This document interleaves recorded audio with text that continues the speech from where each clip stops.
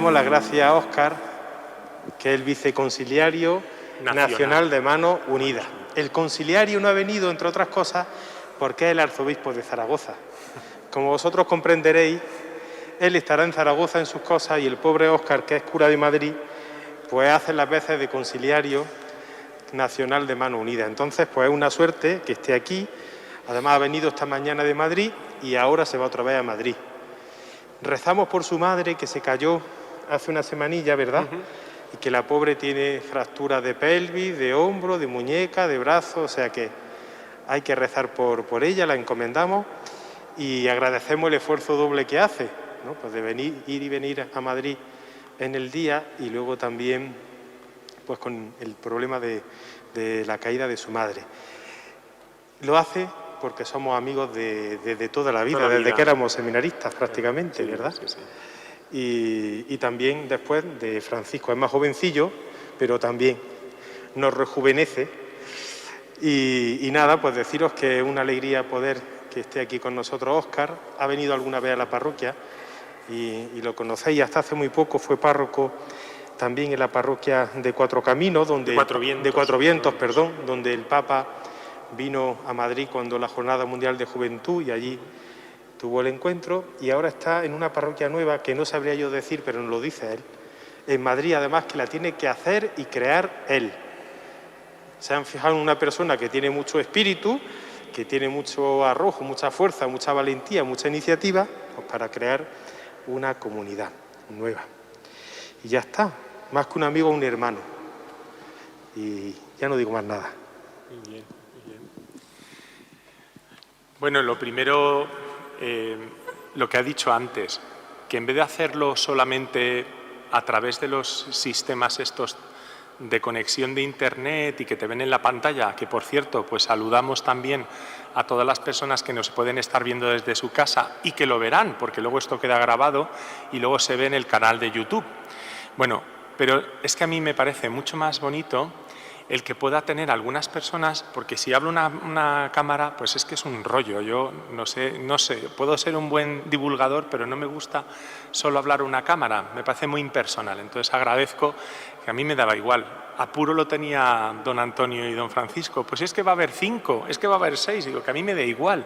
Si yo vengo para veros, para estar con vosotros y para compartir una jornada que les he dicho antes a Antonio, Jesús y a Darbe, que para mí es como si fuera vacaciones. Es que no he tenido vacaciones desde septiembre y el hecho de ya salir desde Madrid a Granada para mí ha sido pasar de Peñaperro, ya es para mí descansar, o sea que es una oportunidad. Y quiero agradecer esta invitación que me han hecho vuestros sacerdotes y estoy encantado de poder estar aquí, ¿eh? Eso es lo primero. Y luego lo segundo, dar las gracias también a vuestros sacerdotes por otro motivo, porque lo que estáis haciendo en esta parroquia de San Agustín, y que espero que mucha gente lo vea, es algo muy, muy, muy importante. Y os voy a dar un dato para que os deis cuenta de lo importante que es. Hace 3 años, os cuento esta pequeña experiencia, hace 3 años el cardenal de Madrid, don Carlos Osoro, me propuso ante la conferencia episcopal para ser el viceconciliario, como ha dicho antes don Antonio, el viceconciliario nacional de Manos Unidas. Ya sabéis que Manos Unidas es la asociación pública de fieles y la organización no gubernamental para el desarrollo de la Iglesia en España, para el desarrollo del tercer mundo, con más de 600 proyectos en más de 60 países del tercer mundo. Llevamos ya 62 años, Manos Unidas. Yo tengo la suerte, por ser el viceconciliario nacional, de tener un contacto personal con una persona muy cercana a vosotros, porque es andaluz, de Jaén. Creo que es de Mengíbar, creo que se llama así, Mengíbar. Bueno, pues he tenido la suerte de conocer al que es, por ser el viceconciliario nacional de Manos Unidas, al que es, y tener contacto de amistad y de trato con él, al que es el representante, el observador permanente de la Santa Sede en la FAO. El representante de la Santa Sede en la FAO, que es un observador permanente, se llama don Fernando Chica Arellano, que es de Jaén. Nos vimos en Roma en un restaurante pues para tener contacto, saludarnos, y me dijo lo siguiente: mira, Óscar, quiero que sepas que yo que estoy en la FAO ya sabéis que es, dentro de Naciones Unidas, es la Organización para la Alimentación y la Agricultura. Dentro de todo lo que es Naciones Unidas, dentro de esta institución, hay distintos departamentos, distintas organizaciones, y la FAO se dedica al tema del hambre en el mundo y de la alimentación y cómo va creciendo también el producto agropecuario, se dice así. Me dice, mira, Óscar, no hay, hoy en la FAO, que está la sede en Roma, no hay mandatario, presidente de gobierno o responsable científico en el mundo, que hablando en la FAO ante la Asamblea Plenaria no cite al Papa. Y no cite al Papa en dos documentos. Por eso digo que importante. El primero, Laudato Si, otra encíclica del Papa Francisco, sobre la creación y el cuidado de la creación. Imaginaos sobre cuál es la otra encíclica de la que todo el mundo cita. ¿Cuál es? Fratelli Tutti. No nos damos cuenta, o sea, en la vida de la Iglesia, el impacto que tiene el documento, la encíclica Fratelli Tutti en el mundo y en los organismos internacionales. No somos ni capaces de atisbarlo. Os doy este dato para que os deis cuenta de lo importante que es crecer en conocimiento capítulo a capítulo, como estáis haciendo en esta parroquia. Por el impacto, por la influencia y por el carácter que tiene el Papa en la conciencia internacional. Parece que es suficientemente elocuente para que lo sepamos. Nosotros tenemos que tener en cuenta que la Fratelli Tutti es un documento que va a seguir la estela de todos los documentos de lo que se llama la doctrina social de la Iglesia. Va a estar en continuidad, pero da ciertos datos de novedad. Lo vamos a ir viendo en este 7º capítulo. Un capítulo que se llama Caminos de Reencuentro. Y ahora veremos a ver qué significa esto de Caminos de Reencuentro. Pero como bien ha dicho vuestro sacerdote don Antonio, es un capítulo dedicado, de verdad, como monográfico, a la paz y al perdón. Curiosamente, este documento parece, si yo hablo de la paz y hablo del perdón, parece que voy a hacer una homilía, parece que voy a decir un sermón. Perdón, os quiero decir una cosa. Las dos categorías, paz y perdón, y en la categoría que va a utilizar el Papa, que se llama amistad social, estas categorías están en el mundo de la política, están en la esfera de la filosofía social, en la arquitectura de la vida social. Y nosotros las oímos hablar, yo lo oigo hablar mucho en la Iglesia, paz y perdón, además en la liturgia se oye continuamente. Pero ¿en qué sentido se oye hablar en otras esferas que a nosotros nos sorprendería si en un parlamento, por ejemplo, también dentro de Naciones Unidas, la gente habla de perdón o habla de paz? ¿En qué sentido? ¿Con qué razonamiento? Este capítulo 7 se dedica a algo que de verdad es junto con la fraternidad, es la clave de toda la encíclica. Atención, que tenemos que aprenderlo bien. Amistad social. Para el Papa, ¿qué es la amistad social? Esto está explicado sobre todo en dos capítulos anteriores, incluido el anterior, el 6º, porque el 7º capítulo, en el que nos vamos a mover ahora, y que lo vais a poder leer en casa, tener esa tentación de poder leerlo, tener esa buena tentación. Bueno, os vais a dar cuenta que el 7º capítulo es un díptico con el 6º. El 6º y el 7º es como un libro que abres y ves 2 hojas. Pues tienes que verlos paralelamente. Bueno, pues en este 7º capítulo, la amistad social es la clave. Pero el Papa, esta categoría de amistad social, la va a ver como algo que me parece fundamental. La ve como un ideal para las instituciones internacionales para las relaciones entre la vida, entre las organizaciones, instituciones, organismos o naciones a nivel internacional, pero ojo, también lo ve a nivel de nuestra vida cotidiana. Alguno puede pensar que esta encíclica solo vale para hacer una gran reflexión, incluso política o sociológica. No, no. La encíclica es para hacer una reflexión personal de mi vida cotidiana también. Va a esos niveles, a nivel de lo nacional, a nivel de lo familiar, pero a nivel también de lo internacional. ¿Tengo que construir la amistad social? ¿Qué significa? Lo primero que dice el Papa es que lo constituyas como un ideal. Si un niño sordo que nunca hubiera visto un bailarín, va creciendo y de repente ve a un bailarín. Ha visto a su madre, ha visto a su padre, ha visto a la gente normal y de repente ve a un bailarín, un niño sordo de nacimiento, y ve cómo se mueve con ese ritmo, esos pasos tan acompasados. La pregunta que se haría el niño sordo, ¿cuál sería? ¿Por qué hace eso? ¿Por qué se mueve así si mi madre no se mueve así, ni mi padre? La respuesta es que se mueve por la música. Está siguiendo el ritmo de la música o sigue la melodía de la música y por eso baila. Vale, ¿el ideal qué es? El ideal es una idea motriz, una idea motor, no es una idea de reflexión, es una idea que moviliza tu intención, tus elecciones, tus decisiones. Es una idea motriz de tu vida. El Papa dice, y os lo digo como interpretación, como una hermenéutica de este texto, la amistad social debe ser un ideal para la vida. Un ideal. Una idea no para reflexionar, no para hacer filosofía, sino para movilizar.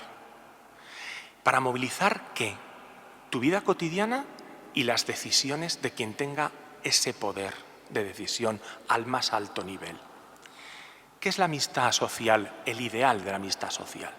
El ideal de la amistad social es un término que lo va, digamos así, a coger el Papa, eso ya os lo han explicado, del mundo de los griegos, del pensamiento griego, de los clásicos. Se llamaba la amistad cívica. Y sobre los cimientos de la amistad cívica se construía la sociedad, se armaba la vida de las ciudades, el consorcio de las personas. Pero el Papa, la amistad social, la amistad cívica la ha elevado y la ha cargado de contenido. ¿De qué contenido? Es un modo, y lo dice en el número 99, es un modo de vivir con el amor que Cristo nos enseña en el Evangelio. Es un modo especializado de amar en las relaciones sociales. O sea, alguien me dice, ¿cómo yo en mis relaciones sociales tengo que vivir, tengo que amar? Tienes que amar como Cristo amó, pero atención, ese amor especializado en esas relaciones sociales que podemos pedir entre, por ejemplo, cuando se ve, por ejemplo, Putin con Biden, lo que le diría al Papa es decir, ¿cómo tengo yo que relacionarme? Putin, que es el jefe del Estado de Rusia, con Biden, con el que es el responsable de una gran nación como es Estados Unidos. ¿Cómo se tienen que relacionar entre ellos? Les diría al Papa, ustedes apliquen amistad social. Tienen que amarse de un modo especializado en el trato en el que ustedes tienen que tener como mandatarios, como últimos representantes de estas grandes potencias. Ojito con esto, No hay esto no va a dar una homilía, Va a decir, voy a explicarles cómo Dios les enseñaría a amar a ustedes que tienen la responsabilidad de las naciones del mundo.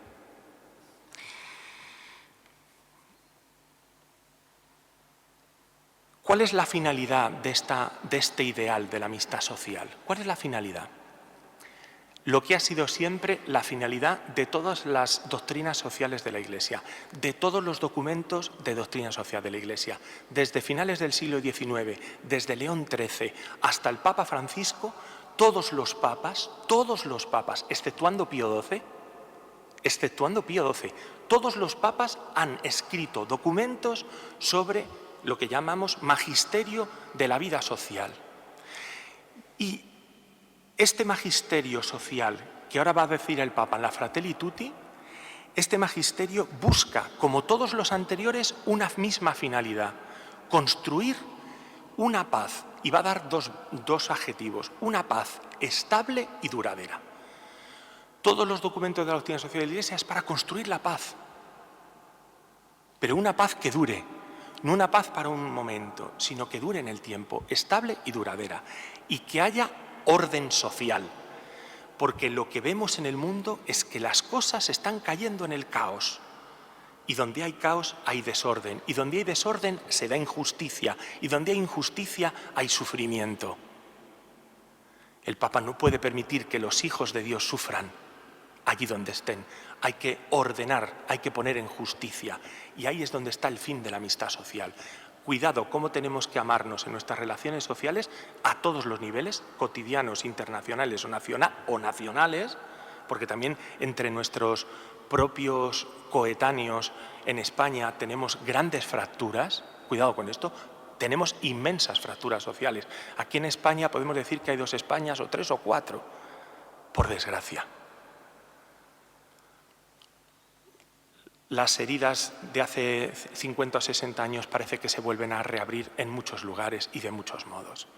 ¿Cómo tenemos que volver otra vez, dirán en el capítulo 6, a dialogar con verdad, con amabilidad, sin caer en relativismo y en fundamentalismo? ¿Cómo tenemos que dialogar para volver otra vez a tener una sociedad cohesionada? ¿Cómo se hace eso? Dice el Papa, con la amistad social. Y ahora lo va a llenar de contenido. Ya sabéis cuál es la finalidad, ¿eh?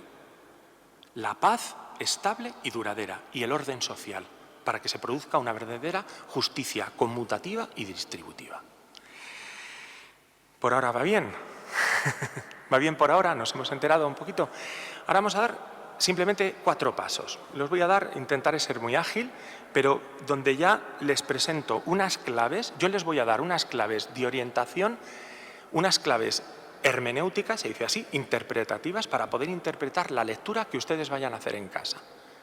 ¿Vale? Yo se las voy a dar, también se lo ofrezco, por supuesto, a todos los que nos están oyendo y viendo, pues para que lo sepan. Lo primero, para poder entender bien este 7º capítulo, y de hecho para comprender toda la encíclica, tenemos que descubrir la preocupación del Papa.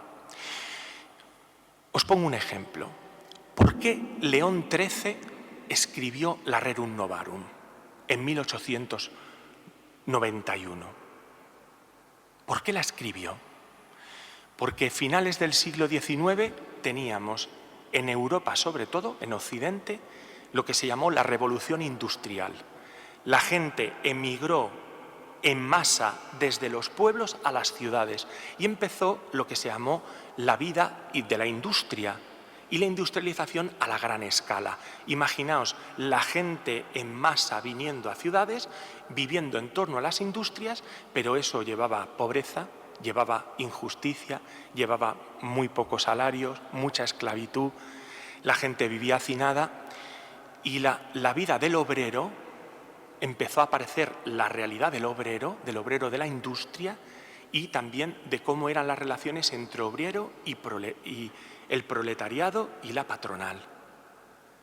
La Rerum Novarum vio ese momento como un estallido de conflictos que tenía que poner orden. Y apareció la Rerum Novarum, las cosas nuevas en esta situación nueva. No voy a hacer un repaso de todas, pero me voy por ejemplo, a Caritas in Veritate, Benedicto XVI. ¿Cuándo escribió Benedicto XVI la Caritas in Veritate? ¿Sabéis cuándo? El año 2009. ¿Sabéis lo que era el año 2009? El momento, 2 años antes, había estallado la crisis económica en todo el mundo. Por un efecto dominó desde distintas empresas y de distintos lugares, digamos así, de la economía mundial, de la macroeconomía, que cayó como un dominó país a país, por engaños en las inversiones, por codicia, en realidad fue esa la sustancia. El año 2007 empezó la crisis económica. Por la globalización se hizo mundial. El Papa escribió Caritas in Veritate por este tremendo cataclismo del cual todavía no nos hemos recuperado, ¿eh? La crisis económica se ha quedado. Se palía, pero se queda. Y ahora se acentúa con la crisis pandémica. ¿Cuándo escribe el Papa Francisco la Fratelli Tutti? En octubre del año pasado. ¿Qué ha pasado en octubre del año pasado? Tenemos toda la crisis económica, toda la crisis de la pandemia y toda la situación social del mundo, que cuanto más pobre y más vulnerable, más desordenado está. Y más tiembla el Papa la guerra. La amenaza de la guerra, os voy a dar 3 pasajes. Os voy a leer 3 frases del Papa de este punto, para que os deis cuenta de la importancia que tiene la fraternidad como categoría política y social y la amistad social como modo de construir una nueva sociedad. Fijaos lo que dice el Papa. La guerra, esto lo dice en los últimos capítulos, en los últimos números de este capítulo 7. Fijaos, la guerra no es un fantasma. No es un fantasma del pasado, se ha convertido en una amenaza constante. El mundo está encontrando más dificultad en el lento camino de la paz que ya había conseguido. Dice en el número 257, se están creando nuevas condiciones para la proliferación de las guerras. La reflexión que ha hecho el Papa en el confinamiento, con todos los datos que él tiene y que le dan en el Vaticano, porque el Papa es el mejor informado del mundo, os lo puedo asegurar. Os podría dar datos concretos de cómo le informan al Papa, cómo pide la información incluso. Bueno, pues él lo que dice, se están creando condiciones para la proliferación de la guerra, pero ahora llega algo que es más estremecedor. La declaración, esto he hecho en una encíclica, de algo que nadie se ha atrevido a decir, solo lo ha dicho el Papa en este momento. Fijaos lo que va a decir, que estamos en guerra, así lo va a decir, estamos en guerra. Y lo dice de este modo, en nuestro mundo ya no hay solo pedazos de guerra en un país o en otro, que los hay, sino que vive una guerra mundial a pedazos. No hay una guerra mundial, no hay una guerra aquí, no, hay una guerra mundial a pedazos, en el tiempo, porque los destinos de los países, igual que la economía, están fuertemente conectados entre ellos de manera mundial. Esto hay que ser muy valiente para decirlo, Estamos en guerra mundial, pero en una guerra a tiempos. Madre mía. Podemos pensar que la pandemia, podemos pensar que es la crisis económica. Lo que ha hecho escribir al Papa la Fratelli Tutti, la fraternidad, una encíclica dedicada a la fraternidad entre los hombres y la amistad social, que es lo que está atentándose es la paz. El atentado es contra la paz, continuamente. Luego a lo mejor, si puedo, os voy a dar un dato. Bueno, no, os lo voy a dar. El Papa va a citar, qué casualidad, a los obispos de 3 regiones. Y va a decir, como dicen los obispos de, y va a citar 3 regiones. Poned mucha atención. Cita a los obispos del Congo, a los obispos de Croacia y a los obispos de Corea. En este capítulo, donde siente el Papa, para toda la encíclica, pero fundamentalmente para este capítulo 7, siente la amenaza de la paz y, por tanto, la afirmación de que estamos en una guerra y nadie lo ha querido decir, excepto el Papa, de un modo absolutamente valiente. En el Congo hay una guerra perpetua. ¿Tú te enteras de algo? Hay una guerra perpetua. Lo que es todo Centroáfrica, el Chad, República Centroafricana, la República Democrática del Congo, la República del Congo, no República Democrática, todo Centroáfrica, Burundi, Ruanda. Ahora Burundi y Ruanda está más serena. El Chad tiene un conflicto permanente con el tema interreligioso, por el tema del musulmán, de los musulmanes, y con el tema también de las facciones cristianas en el Chad. En el Congo, en el este del Congo, no dejan de haber guerrillas salieron de una guerra en el año 90 y ahora no deja de haber guerrillas que están atentando unas a otras.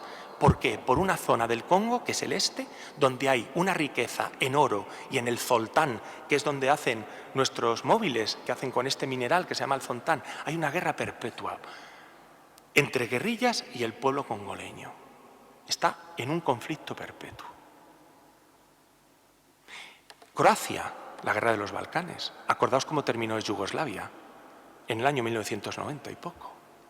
Corea se siente en el triángulo del Asia. Corea, que tiene Corea del Sur, estamos hablando, no Corea del Norte, claro, Corea del Sur, donde están el Congo tiene una mayoría católica y la conferencia episcopal en el Congo tiene mucha fuerza, porque se le escucha socialmente. En el Chad no, porque en la mayoría también es musulmana, pero en el Congo sí. En Corea, también en Asia, ¿sabéis dónde hay más católicos en Asia? En Corea. ¿Dónde hay más católicos en el este de Europa? En Croacia.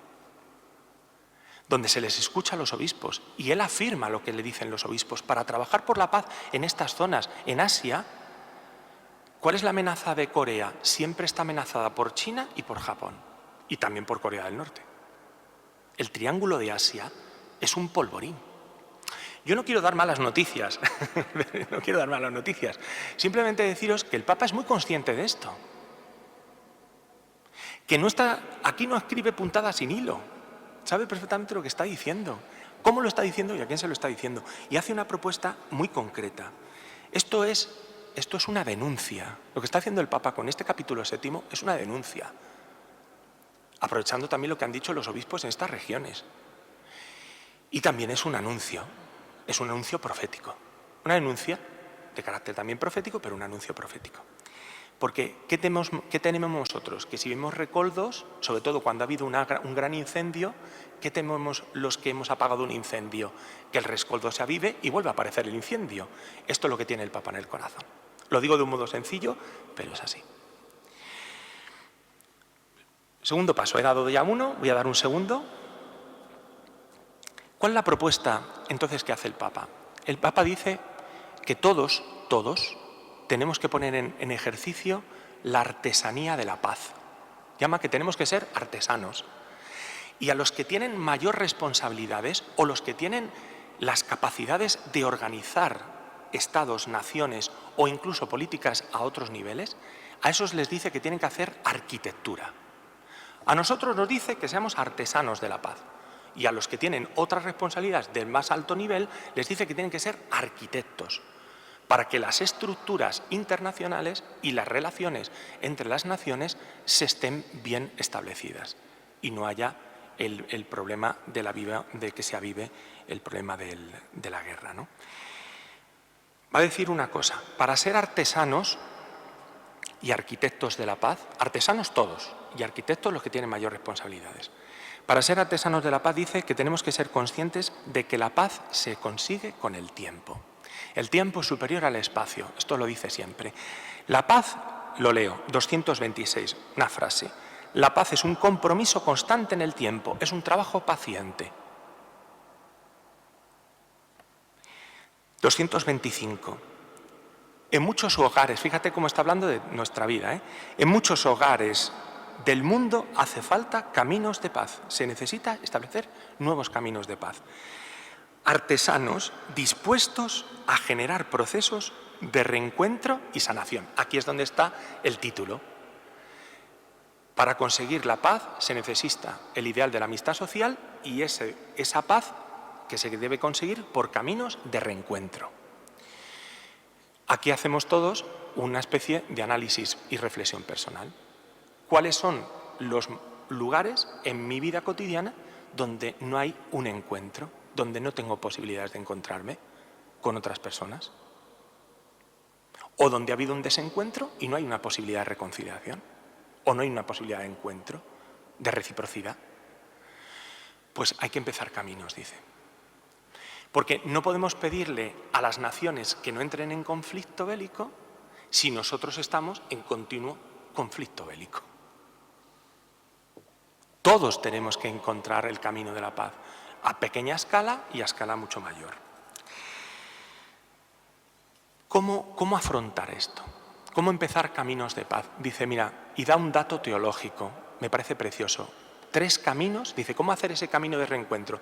Te da 3 modos, pero con una visión. Dice, tenemos que mirar todos tenemos que mirar con la visión de Dios, con la visión del Padre Eterno, que mira a todos sus hijos y los mira como hermanos. Y a partir de ahí dice, 1, se consigue un camino de paz cuando nadie se le descarta, cuando en un grupo social, familiar, vecinal, nacional, internacional, nadie sobra. Esta filosofía del descarte, donde hay algunos que podemos prescindir de ellos, el anciano, el enfermo, el bebé, el inmigrante. En nuestra sociedad alguien te dice, este sobra, este está sobrando. El anciano en casa, el enfermo en casa, en la sociedad. El que no puede contribuir ya sobra. Y no quiero decir más. El bebé molesta, no es un don, es un problema. Si queremos construir la paz, todo el mundo, para Dios, nadie sobra. Ojo, para el Padre Eterno nadie sobra. Todos tienen cabida. Todos tienen un papel en la sociedad. El enfermo, el mayor, el niño, el inmigrante. Todo el mundo tiene un papel. Y dice así, el Papa reconoce que el otro tiene la posibilidad de aportar algo al resto, de tener la posibilidad de ser también factor de crecimiento para el resto. Primera cosa que construye la paz, no descartar a nadie. Cuidado con el vecino que ya le hemos puesto la cruz. Cuidado con el familiar que ya le hemos puesto la cruz. No estamos hablando de la macrorelación, estamos hablando de la microrelación, de la relación nuestra. Segundo camino para la paz. Como un padre y madre de familia no hace nada por su cuenta. En una familia todo el mundo construye juntos. No es individualista la familia, aunque esté con individualidades, pero cada uno construye con los demás. Esa es la mirada. Este tiene que colaborar conmigo y yo con él. Esta es la manera de construir la paz, si colaboramos juntos. Cuando hemos dejado de colaborar juntos en casa, el ambiente se pierde por no colaborar juntos. El padre de familia hace que todos colaboren, que todos construyan y que todos se sientan miembros de esa familia. El sentido de pertenencia que nos da identidad. Mira a los niños como enseguida, en cuanto les preguntas ¿y tú de qué eres? Enseguida te dicen, yo soy, bueno, aquí no sé de qué serán, del Granada, me supongo. Otros serán del Atleti, del Barça o del Madrid. Pero dicen, yo soy de... El sentido de pertenencia produce estabilidad. Si una persona no siente que es hijo de un padre o de una madre, o no siente que tiene familia, no encuentra la paz y no la puede construir. El camino de la paz pasa por la pertenencia, por sentirse partícipe y colaborador en un espacio.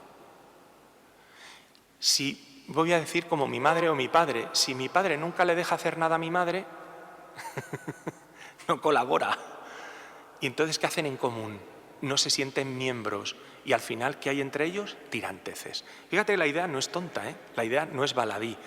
La tercera idea es que como un padre o madre de familia ven a todos los hijos por igual, pero siempre ponen más atención a los débiles, al que está enfermo, al que está más necesitado. ¿Cómo se construye la paz? ¿Descartando al pobre de la construcción social? No, perdón, lo dice el Papa fenomenal. Dice, los pobres tenemos que introducirles en la construcción social. Porque si no el pobre lo incluyes y lo involucras en la construcción social, el pobre, por justicia y porque quiere, ¿qué ocurre? Empieza la reivindicación social. Si tú no le haces colaborador de la vida, siendo protagonista también del desarrollo, de la construcción de su país o de su pueblo, de su comunidad, si no le haces partícipe, si solo le haces beneficiario, en el fondo no puede desarrollarse y digamos así, se queja. emite una queja, que al final empieza un conflicto. Esto lo vemos continuamente, continuamente. Por ejemplo, ¿os sabéis? Ahora en Cádiz o en Tenerife, donde están los centros de inmigración, donde hay un centro de inmigración. ¿Qué ocurre? Cuando estas personas no se les da cauce para que ellos puedan hacer una participación social activa, ¿qué ha ocurrido? Empiezan los motines. Por eso dice el Papa que todos tenemos que estar pendientes todos de todos, pero también, sobre todo, de involucrar a los más débiles. Tercera, me quedan solo 2, no me quedan más. ¿Va bien? ¿Ha ido bien por ahora? La tercera, ya hemos visto cómo se hacen los caminos de paz, que son muy concretos. Nadie sobra, en una familia todos deben construir juntos, colaborar, y la tercera, los pobres se les debe también involucrar. La tercera, en Cáritas, esto lo podríamos decir para Cáritas, si los pobres son beneficiarios de Cáritas y no se involucran en la comunidad, es una pena. ¿Por qué no se les invita a una adoración, por ejemplo? ¿O no se les invita a una catequesis? ¿O a esta charla mismo? ¿Por qué? ¿Solo son beneficiarios de una asistencia? Hay que involucrarles para que ellos sean también generadores de propuesta. Eso va a hacer siempre que se construya mejor la sociedad, se construye en ese orden que necesitamos. La tercera clave que quiero compartir con vosotros es que el Papa, y lo voy a hacer muy rápido, por no me quiero enrollar en exceso, el Papa dice que para construir la amistad social y por tanto el orden social, la paz, tenemos que cambiar de mentalidad, hay que cambiar, todos, porque tenemos una enfermedad. Yo lo digo así de un modo pedagógico, pero tenemos una enfermedad. Y es que tenemos un humanismo, se llama así, el humanismo, la cultura de nuestro tiempo, es una cultura, se llama el humanismo del dominio y la posesión, donde los grandes verbos que se conjugan en nuestro tiempo son 2, gozar y tener. Y se conjugan de este modo. Es valioso lo que me hace gozar, lo que me hace disfrutar, y es valioso en cuanto que lo poseo. Si no lo puedo poseer o no lo puedo disfrutar, no es valioso. Esto es terrorífico, terrorífico. Porque es de un continuo afán de dominio, de control sobre los demás, que los considero como medios para mis fines. El otro no es mi esposo, es al que yo tengo que controlar y al que yo tengo que poseer. Mi hijo no es un don, es a quien yo tengo que poseer y a quien yo tengo que controlar. Mi padre no es un referente, mi padre es a quien yo le puedo manipular y a quien yo puedo obtener. Jolín, jolín. Este dominio y posesión, este humanismo no ha salido de la nada. Este humanismo ha salido de las corrientes de filosofía del siglo XIX y XX. Ha salido del marxismo, ha salido de Nietzsche y ha salido de Marx, de Nietzsche y de Freud, que decían, ¿qué mueve al hombre? El placer. ¿Qué mueve al hombre? La consecución de la justicia en el bien, de conseguir bienes para su desarrollo. ¿De qué viene la virtud del hombre? La bondad del hombre, de su voluntad de poder, de su capacidad de dominio. Claro, ¿qué quiere hacer el hombre? Dominarlo todo, pero dominarlo para apropiárselo. Dominar la creación para apropiársela. Ahora me decía vuestro párroco, me decía don Antonio, ay, esto es una locura, los científicos están mezclando genética de mono con genética de hombre y lo van a hacer ya. El afán de dominio. Aquí hay una cosa terrible, pero impresionante. Hay una banda sonora que dice así, se llama el ideal tecnocrático. Dice así, este es el ideal de la cultura del dominio y la posesión. Dice, debemos conocer más para tener más artefactos que nos ayuden a dominar las cosas de la vida, para tener un mayor confort, para disfrutar más y así somos felices. ¿Sabes qué le dices a tu hijo? Sin querer, le dices esto. Hijo, tienes que tener mucho conocimiento Saca una buena carrera para que tengas un buen trabajo. De ese buen trabajo vas a tener más dinero para conseguir más artefactos, o una mejor casa, un mejor coche. ¿Para qué? Para darte una mejor vida, y según te des esa mejor vida vas a ser más feliz. Amigo. Lo malo es que habéis trabajado duro, todos. Hemos conseguido tener cosas que nos facilitan la vida, hemos ganado en muchas sensaciones placenteras, tenemos un ocio maravilloso, pero no tenemos por qué ser más felices. Cuidado, es que está ahí, está metido. Este afán de dominio y posesión, este humanismo, hay que cambiarlo. Hay que cambiar el humanismo hacia el humanismo de la generosidad, del dar de sí. Al niño no le digas, tienes que conocer mucho y estudiar mucho para coger un buen trabajo, para luego tener más dinero, para luego teniendo más dinero comprar más objetos, para que luego te faciliten la vida, para luego hacértelo más fácil. No, estudia mucho, hijo, porque tienes que ser un hombre de bien. Esto suena a otra cosa, te lo decían antes también, Sé un hombre de bien, tienes que aportar mucho a esta sociedad. Hay que cambiar esta sociedad. Y eso solo se hace estudiando mucho. Porque luego puedes llegar a tener una gran responsabilidad y tienes que ejercer bien tu responsabilidad como médico, como político, como ingeniero. Porque si no lo haces bien, si no das de sí, la casa se cae, el enfermo no se cura. Porque si ha estudiado un médico, pensarlo en modo concreto, si ha estudiado un médico para sacarse la carrera, para luego tener un trabajo, para luego ganar dinero, al final no te atiende bien. Pero si un médico ha estudiado para dar de sí, cuando va delante del paciente, se involucra en la vida del paciente. Intenta hacer su trabajo de un modo súper profesional. No por un medio, no como un medio para obtener un beneficio. No sé, ¿me estáis entendiendo? Es que, claro, dice el Papa, tenemos que tener un principio, en el número 245, el principio de la amistad social es que la unidad es superior al conflicto. Y os digo, os lo digo. ¿Qué quiere decir?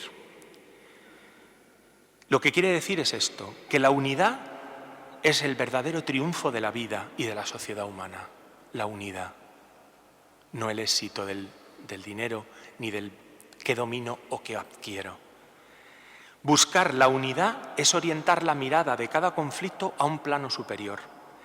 Es ver que las distintas posiciones no se deben poner en contraposición, sino en contraste. La búsqueda de este humanismo de la unidad y de la generosidad nos lleva a mirar siempre las cosas a un plano superior. No es para fusionar identidades particulares. No estoy leyendo al Papa, estoy diciendo cosas mías, lo que pasa es que lo voy leyendo rápido. No es un sincretismo de ideas, no es una disolución de una postura en otra. No es una uniformidad, es una unidad en la diversidad de cada uno, en la integración de la unidad, en la unidad de la diversidad de cada uno. Es un humanismo del don y de la generosidad, donde lo importante es, y así lo va a decir el Papa, lo va a decir antes, el arte de la vida es el arte del encontrarse. El arte de la felicidad es que ¿cómo voy a hacer yo para que establezca vínculos con todos los que tengo a mi alrededor y con las cosas que tengo que hacer cada día más estrechos? Ese es el humanismo. No el humanismo a ver qué puedo tener o qué puedo gozar, sino el humanismo de voy a ver cómo puedo encontrarme con las personas y con las realidades que tengo a mi alrededor y cómo estrechar vínculos con ellas. Porque la felicidad viene por el vínculo, no viene por lo que posees, viene porque con tu marido o con tu mujer estás en paz, estás unido. La felicidad te viene porque con el vínculo de calidad que tienes con tu hijo o con tu hija, es que estáis ahí, a partir un piñón. Tendrás más o menos, dominarás más o menos la situación, pero tienes un vínculo y eso te hace feliz. Cuanto mejor sean las relaciones y los vínculos que tenemos unos con otros, mayor es la felicidad. Cuanto más estrechos y de mayor calidad son esas relaciones. Lo que configura a la persona es la relación, no lo que tiene o lo que goza. Pensamos que lo que hace una persona es lo que tiene. Dice, vales por lo que tienes. Perdona, yo he tenido que enterrar a un difunto que no fue nadie al entierro. Y no os digo quién es, no lo voy a decir. Y tenía dinero y posición social, la que queráis. No hubo más que su mujer y una sirvienta. Y a lo mejor de un pobre, de cualquiera de nosotros, está el tanatorio lleno. ¿Por qué? Porque ¿qué le ha hecho valer? Sus posesiones, sus títulos. Lo que le ha hecho valer, lo que le ha realizado en la vida, ha sido las relaciones que ha tenido, la trama de relaciones que ha establecido a lo largo de su historia. Y cómo ha estado cada vez más unido y cómo ha mantenido la unidad en todas esas relaciones. Con sus hijos, sus sobrinos, sus nietos, sus compañeros de trabajo que le honran, etcétera, etcétera. ¿Por qué no van a recordar? ¿Porque estudiamos o porque éramos una buena abuela? ¿O éramos un buen hijo? ¿O éramos una buena madre? ¿Por qué te recuerdan? ¿Porque estudiaste? ¿Por tus títulos? Fijaos lo que dice el Papa, el humanismo de la unidad es el humanismo de buscar encuentros cada vez más estrechos, unas relaciones con todas las realidades de nuestra vida y con todas las personas de nuestra vida cada vez más estrechos. Ese es el secreto de la vida. Y la última cosa. Fíjate el cambio de mentalidad, madre mía, que entra en la lógica del don. Vamos a darnos, en esta vida lo importante es darse y dar. Luego recibirás, también es importante recibir, pero ahí el primer paso, hay que dar y vincular, estrechar. Y por último, el perdón. No puede haber amistad social sin la reconciliación. Y el perdón, dice el Papa, sobre los caminos de reconciliación dice una cosa tremenda. Dice, mira, todos tenemos heridas. Esto lo he dicho antes, todos tenemos heridas. Tenemos heridas familiares, tenemos heridas vecinales, tenemos heridas civiles. España, uno de sus casos. Tenemos heridas civiles, tenemos heridas transnacionales, entre pueblos y naciones y comunidades. Todos tenemos heridas, todos. Pero si queremos la paz, hay que sanarlas. Y para sanar esas heridas hay que reconciliarse. Y para reconciliarse hay que volver a encontrarse. Esos son los caminos de reencuentro.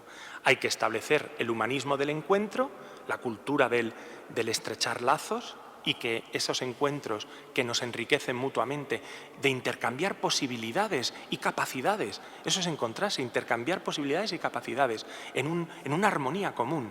Bueno, pues eso es lo que nos va a llevar a tener una paz duradera y estable. El perdón está en las religiones, punto número 1. No solo en la nuestra, está en todas las religiones, en lo que se llama la regla de oro, para empezar. No hagas al otro lo que no quieres que te hagan a ti. Perdona como quieres tú ser perdonado. Ama al otro o haz al otro lo que quieres que te hagan a ti. Esto está en todas las religiones. Punto número 1. Punto número 2. El perdón no es de carácter débil, es de carácter fuerte. Las personas que empiezan caminos de reconciliación son personas de carácter fuerte, no de carácter débil. Porque algunos piensan, y eso es muy propio del nazismo, algunos piensan que el perdón es de personas débiles que no saben imponerse en el conflicto.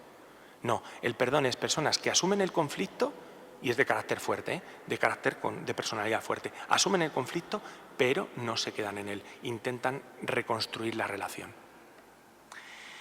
Otros pensarán que es la solución facilona para evitar lo que es normal, que es el conflicto social. No, pero nosotros no creemos que todo tenga que haber un conflicto social. Esto es más bien propio del marxismo. El marxismo se basa en que hay un perpetuo conflicto social.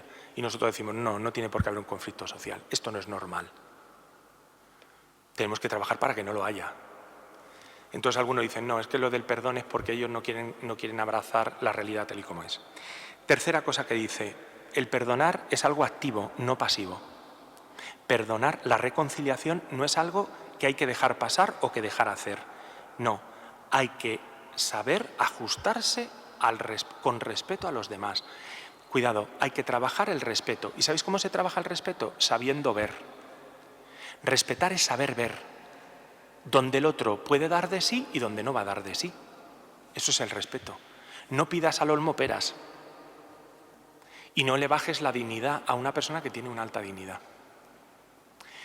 Saber ver a los demás es procurar de un modo proactivo también el perdón. Una certeza, no todos somos, todos somos los mismos, pero no lo mismo. Cuidado que todos cambiamos, todos tenemos una ley, maduramos en el tiempo, nos vamos madurando. Dice mi madre de mi padre, dice, no hay quien le cambie. Eso dice, a no hay quien le cambie.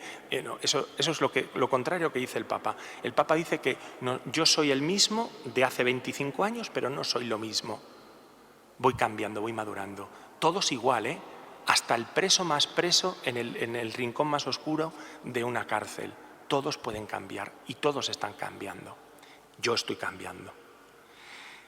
Por tanto, el perdón se puede dar, a lo mejor no hoy, pero mañana sí. A lo mejor ahora no se puede cambiar, pasado mañana si es posible. Otro, el perdón tiene que reconocer los límites propios. No se puede reconciliar si no reconocemos nuestros límites. Tenemos que reconocer nuestras virtudes y las virtudes del otro, pero principalmente hay que reconocer nuestras pobrezas, nuestros límites. Sexto punto, y el último, la memoria. La memoria. En el perdón, en la reconciliación, la memoria es importantísima.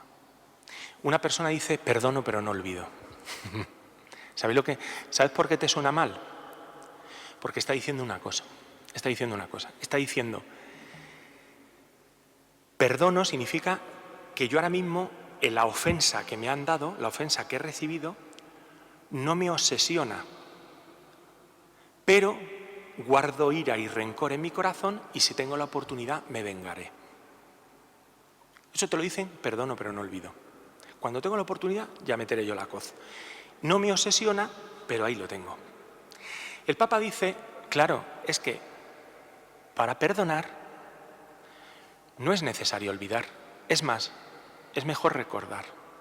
¿Pero con qué tipo de memoria? Porque hay que tener cuidado para que la memoria en el perdón puede ser o un antídoto o un veneno.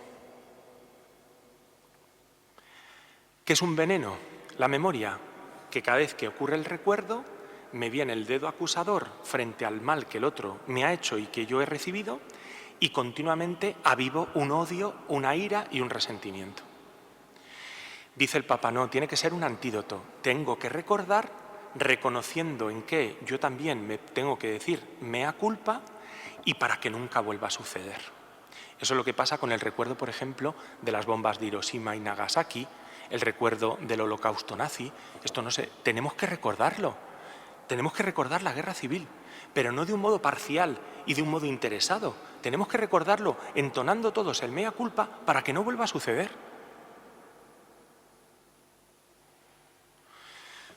Lo dice el Papa de este modo. Nunca.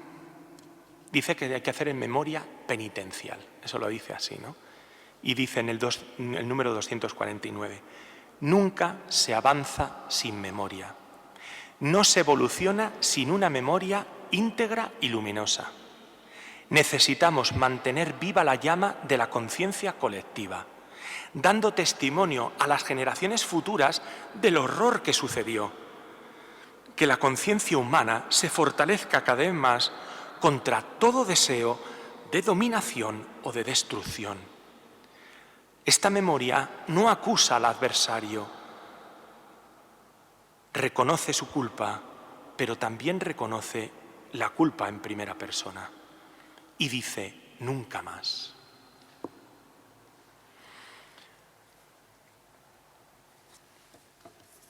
Tengo una cosa más sobre la pena de muerte y sobre la guerra, que el Papa pues, dice unas páginas preciosas. Yo os voy a decir una cosa, no voy a decir nada.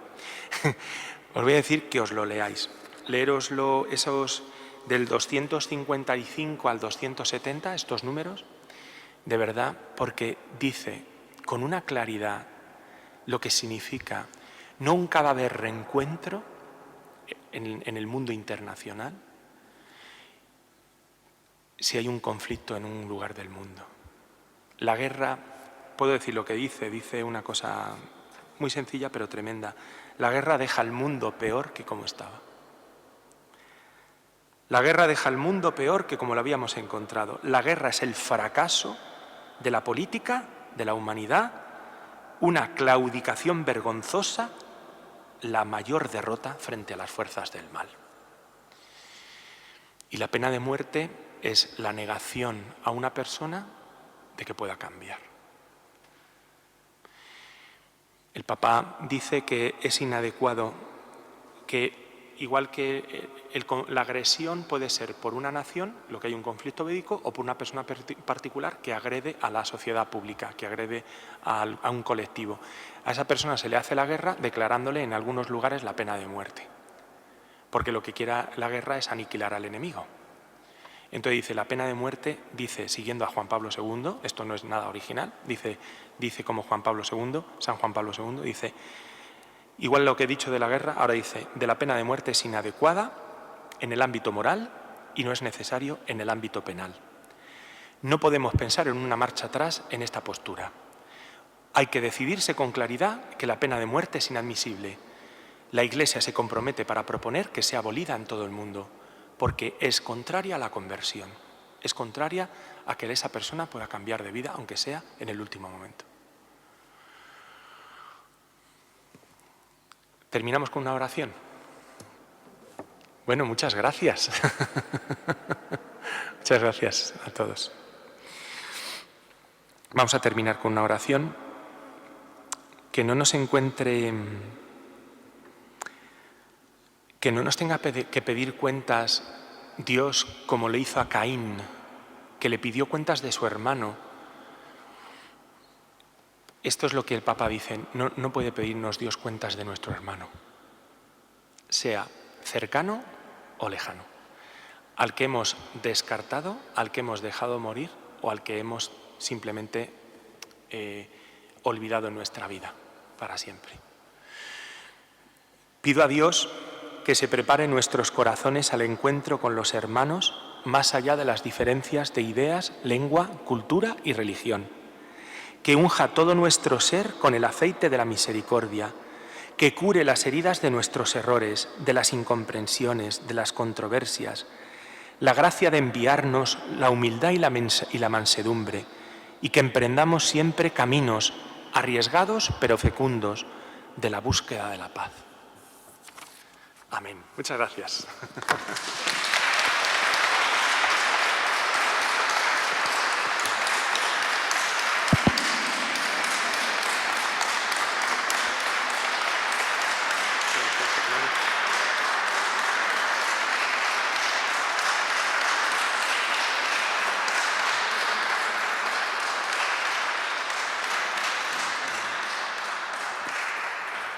La verdad... Me he pasado 10 minutos. No pasa nada. La verdad que hemos disfrutado, yo por lo menos, ¿verdad? Una exposición muy clara, muy pedagógica, muy interesante también, que nos hace también cercana a nuestras propias vidas, lo que dice el Papa, y que nos hace darnos cuenta de que muchas veces, aun nosotros sin pensarlo, estamos metidos ahí, en ese mundo de guerra, de división, que el Papa tanto anima a superar. Pregunta. ¿Alguna? Alguna. Un par de ellas, que se tiene que ir a Madrid. Una, sí. Mari Carmen. Bueno, muchas gracias por vuestra atención, porque no es fácil, esto no es fácil. Por lo menos a mí se me puede ver un poco la sonrisa, a vosotros se os ve. Dime. Bueno, yo quería preguntarle sobre lo que ha hablado de la acogida en Cáritas. Me ha interesado mucho, me ha impresionado, ¿no? Esto que decía de que no sean meros beneficiarios, ¿no? Sino que aprendamos a integrarlos dentro de la parroquia, dentro de la comunidad. ¿Podría ampliar un poquito más ese punto? Bueno, es por lo que acaba por el criterio que ha dado el Papa de que si queremos construir una mayor paz a todos los niveles y también en nuestras propias comunidades. Recordemos que tenemos, mira, lo voy a decir de un modo muy sencillo, pero que es, esto se llama el personalismo.